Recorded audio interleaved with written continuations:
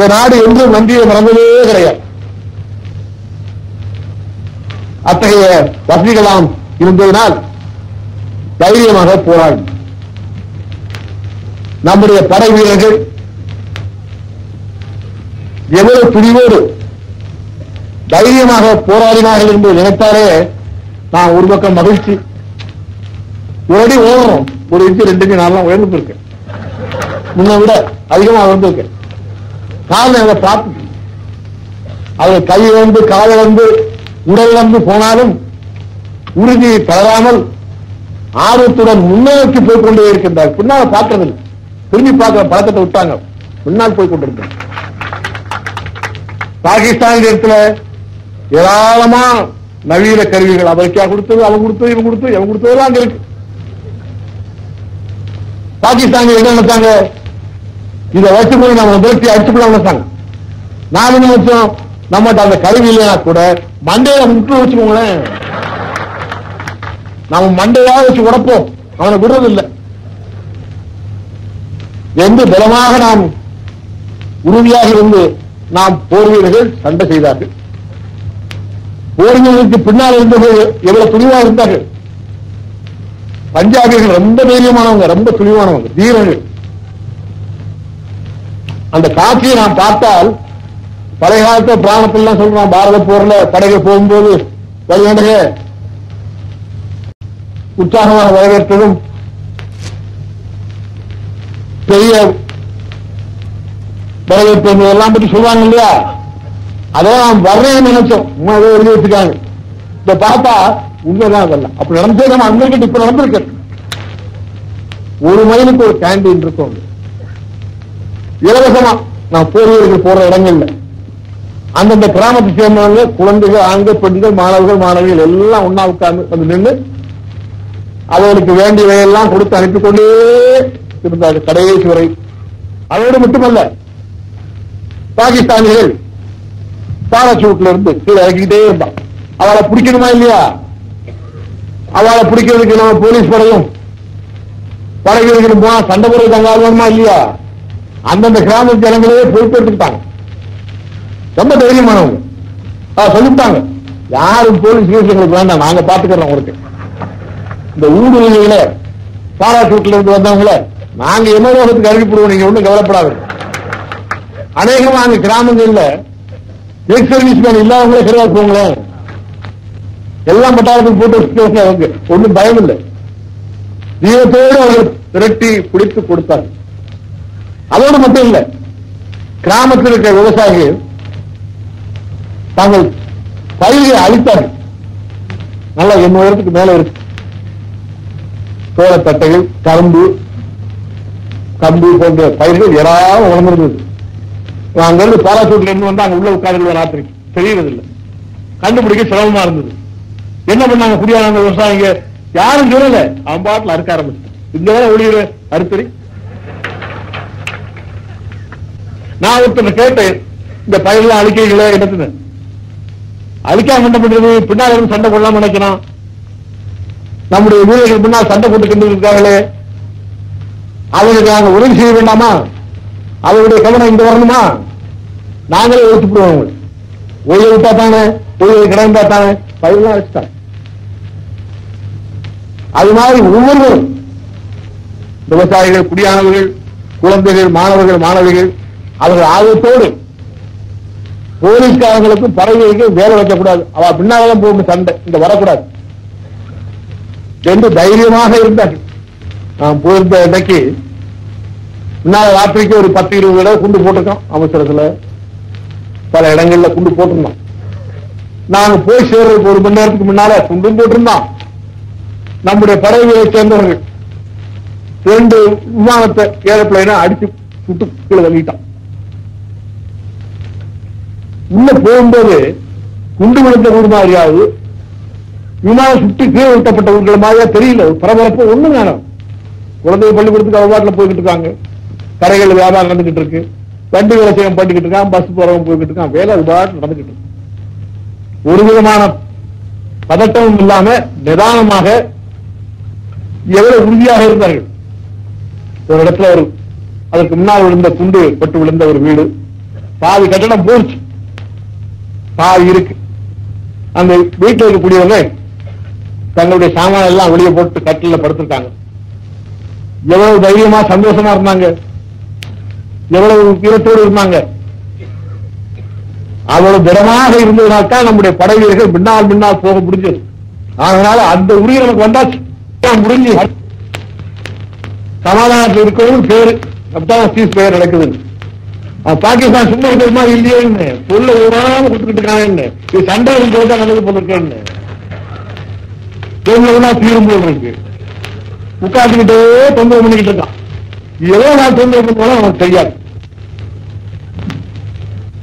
ஆனா அவங்க தொந்தரவை நிறுத்தணும்.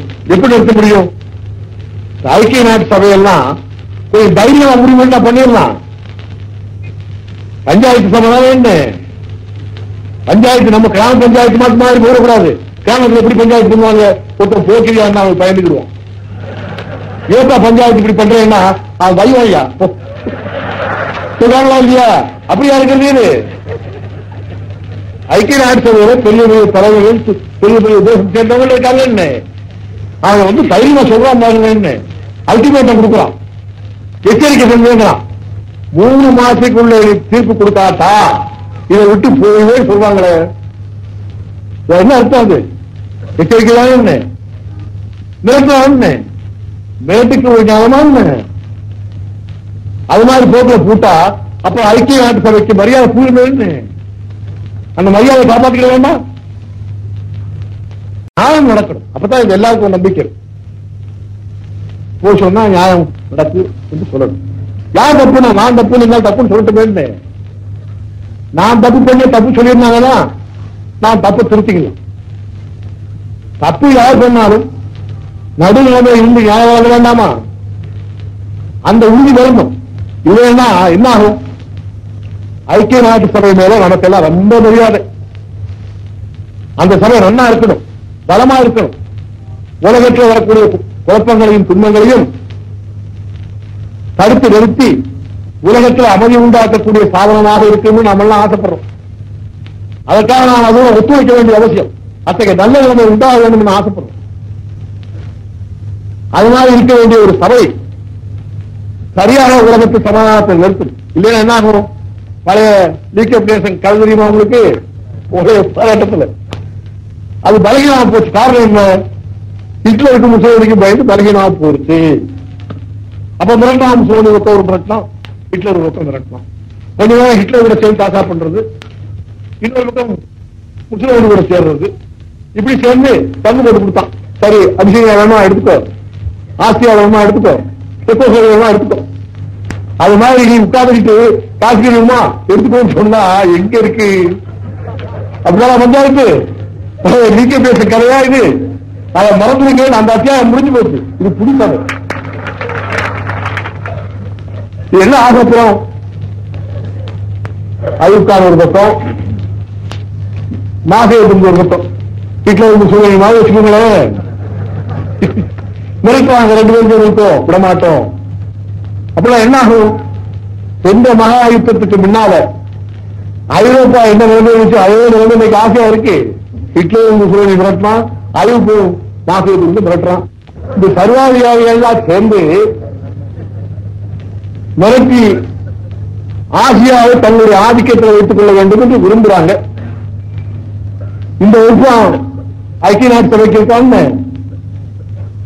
அது இல்லைன்னு சொன்னா அவருடைய எதிர்ச்செய்காரத்தை போர் மனப்பான்மையை தடுத்து நிறுத்தும் சொன்னா இந்தியாவுக்கு உதவி செய்தே ஆகும்.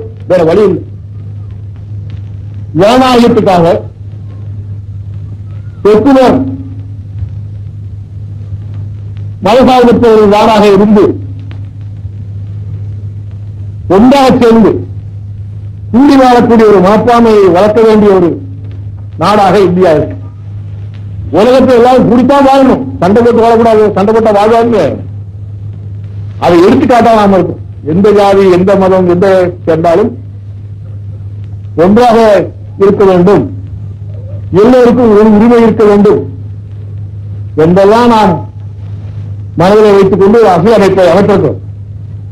அந்த தேசம் ஒன்றாக வாழ்ந்தா உலகத்தை எல்லாரும் கூடி வாழ்வதற்கு வழிகாட்டியாக இருக்கும்.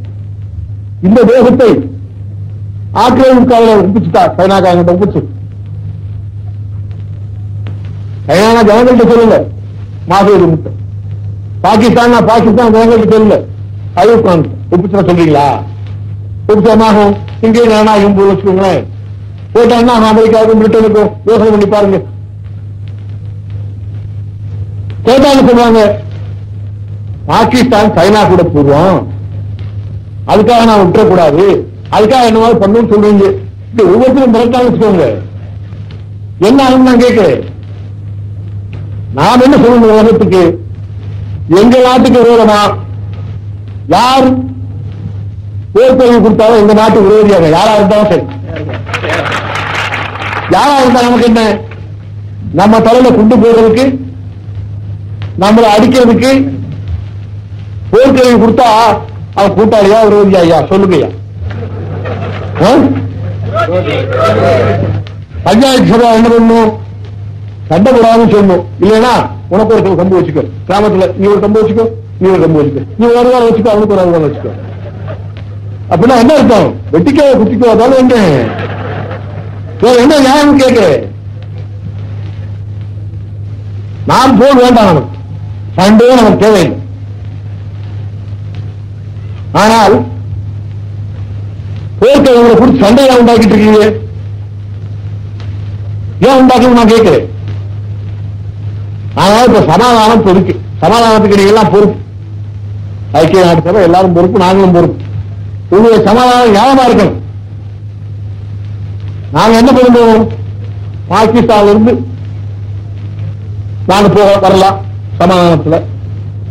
காஷ்மீர்ல இருந்து போகும் சொன்னா நாங்க போவோமா? யோசனை பண்ணி பாருங்க. காஷ்மீர் நம்ம நாடு, அதை விட்டு போக சொல்றதுக்கு யாருக்கு உரிமை? ஒருத்தர் உரிமை இல்லை. அங்கிருந்து போற பிரச்சனையே இல்லை. கொஞ்சம் குழப்பாங்க. என்ன குழப்பாங்க? நம்ம சில இடத்துல காஷ்மீர்ல அந்த அசாத் காஷ்மீர் பக்கம் போயிருக்கோம். அங்க கூட போகணுமா வேண்டாமா, இருக்கணுமா வேண்டாமா, இதெல்லாம் கூட குழப்பாங்களா இல்லையா? இந்த குழப்பம் எங்க இருந்து கேட்கிறேன். எங்கேயாவது உண்டா? வீட வீட்டுக்குள்ள வந்தா வீடத்தான் பேசுவேன்னு பரவாயில்ல, அவன் வாக்குப்படி நின்றுகிட்டு கிட்டோம்னா எப்படியா? இது மாதிரி அவங்களுக்கு குழப்பாங்க. அவங்க பல காலங்கள் இருக்கலாம். அவன் கேட்டா நினைக்கணும்னா உலகம் அமைதியா இருக்கணும் இல்லையா? நல்ல எண்ணத்துக்கு நீ என்ன பண்ணும்? நீ அதுக்காக எண்ணத்துக்கு பரிசு கொடுத்துடணும். அப்படித்தானே நீ ஓட்டுறது குழு ஏதாவது நல்ல எண்ணம் உனக்கு வேணும்னா எங்கிட்ட கொடுக்க வேண்டும். அப்படித்தான் பண்ணாங்க. அதுக்கு நான் முசையை கொடுத்தாச்சு. போ சமாதானம், ஏரியா சமாதானம், அதுக்காக கொடுத்தேன். சமாதானம் அதிசயத்தை முசையை எடுத்தானே. அப்ப என்ன பண்ணீங்க? பாக்கெட் பண்ண போறோம், நடவடிக்கை நடத்த போறோம், முற்றுகை பண்ண போறோம் சொன்னீங்களே. முற்றுகை ஒழுங்கா பண்ணீங்களா? ஒழுங்கா ரகசியம் ஒப்பந்தம் பண்ணீங்க பண்ணலையா? பண்ண சொல்ல முடியுமா? இப்ப பண்ண மாட்டீங்க நம்புறேன். பண்ணாலும் பண்ணீங்க. யாரு கேட்டான்னு கேட்கிறேன்.